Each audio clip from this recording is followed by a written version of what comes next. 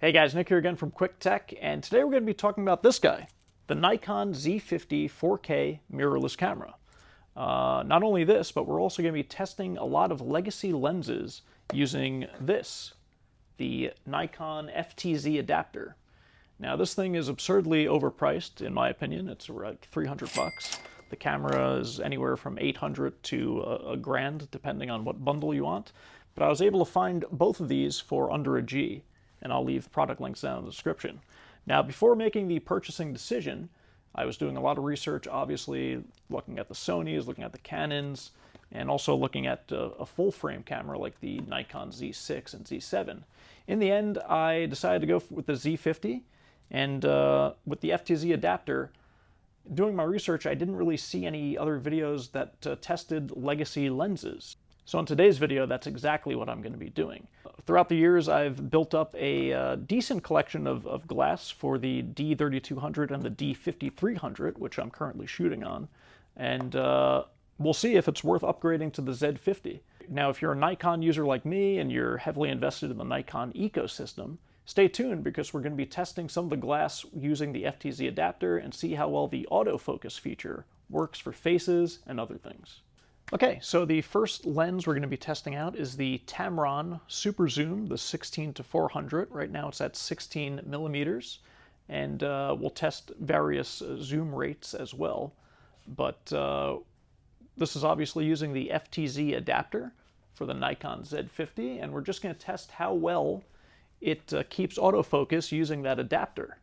Now I, like many of you Nikon users, I'm sure you have a lot of legacy glass, so I didn't really see any videos that showcase how well the FTZ adapter works with some non-Z glass. So hopefully you'll find this video helpful as we test a myriad of lenses that I have, and which is the main reason why I went with the Nikon Z50. So we're just going to jump out of frame and see how it handles as I come back, looking for my face. And you can see that it's actually working quite well, and the motor is very, very quiet. For all these tests, we're going to be cutting the audio between the in-body microphone as well as the external, which I'm using the Zoom H1N1 recorder. So we're going to be testing the audio of the lenses as they work to find and track my face. So this one I think works quite well. Let's zoom in and see how that works. Okay, so now this is around 75 zoom level, so we'll see how this performs. Again, we're looking for any audio that can be recorded on the in-body and external microphone as it finds my face and does the autofocus magic. And we're also seeing how fast and how quickly it adapts zooming to find my face. And how well it tracks it, obviously.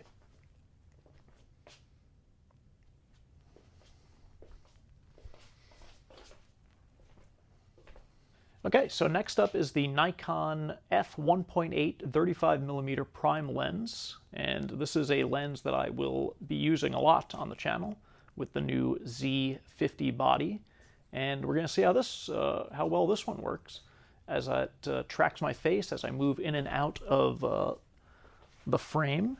See how quickly it focuses, and I will say right away that as I'm 5 feet away from the camera right now, maybe less, maybe about 4 feet, I do hear the motor going as it tracks my face. So that's one thing to consider if you are looking to adapt some of your old lenses to the new Z body, that you will probably need to have an external recording source for your audio.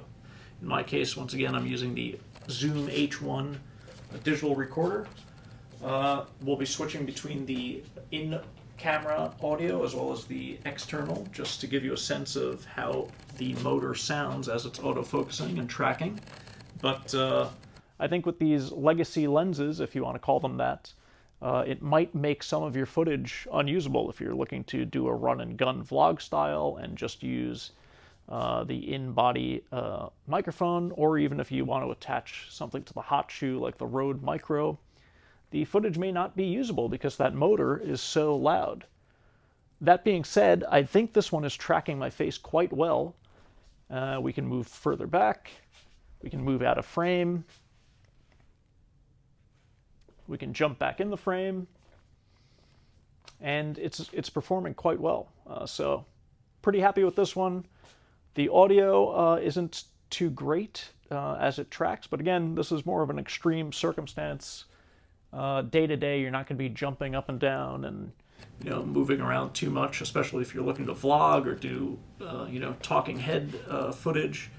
You're mainly just going to be standing relatively still, so it may not be a problem. Let's move on to the next lens. Okay, next up is the Sigma 17-50 f2.8 constant aperture lens. And while doing my due diligence before purchasing the Z50, a lot of talk on Reddit and on the blogosphere was that the Sigma does not work well with the FTZ adapter. Well, look for yourself. It seems to be performing quite well, actually. Albeit, it's a bit loud. I hear the motor. I'm standing like 7 feet away from the camera right now. It's at 50mm zoom, and I do hear the motor. It's quite loud. So once again, if you're looking to do a run-and-gun vlog style, even if you have an external microphone attached on the hot shoe, you may need a different audio recording source. Something like this will work quite well. So now I'm at the 50mm point. Let's zoom to the 17 and see how it performs there. But I will say once again that this is quite loud. The motor is actually louder than the 35mm lens.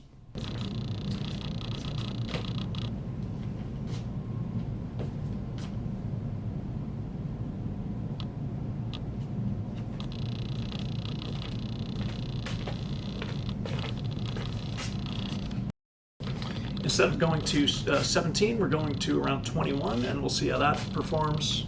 Jump out of the frame. You hear the motor is running quite loud. Pop back up. Should be finding my face. Disappear for a bit. Jump up. See if it likes this snake, this eel thing. And the Z50 does not have animal eye detection yet. That came to the Z6 and the Z7, but maybe in a future firmware upgrade that will be the case. Maybe it will find my stuffed animal eel's eye, but for now, I guess not.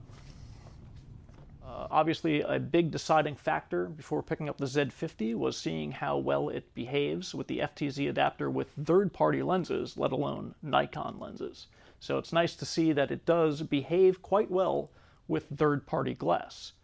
Okay, boys and girls, the final test. This is the Tokina 11 to 16mm. I think it's an f2.8 aperture again, constant. And I recently picked up this lens. You may recognize it from some of the videos that I've posted recently. I've been using it a lot for the talking head portions. But here it is paired to the Z50 using the FTZ adapter. And we'll see how well it tracks my face. Now, with an ultra-wide lens, a lot of stuff is already in focus. I have it zoomed to the 16mm setting, so there might be some blur in the background there. But autofocus with this, because you can really reach all the controls when you're doing the talking head stuff, is less important, but I think it is tracking quite well. Let's just flip this lens to the 11, see how that works. Pop back in. And it's not as loud as the other lenses, like the Sigma and the 35mm. But again, we'll be splicing the audio so you can have a listen for yourself how it sounds with my lav mic versus the camera.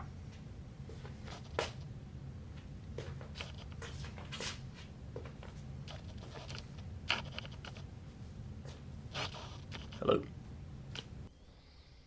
Okay, and finally, this is the Nikon Z50 with the kit lens. This is the 16 to 50mm f3.5 to 5.6, I believe. 6.3, I'm sorry, excuse me. And with this, you can see that the autofocus is super quiet. So that's to be expected, as this is a native Z mount.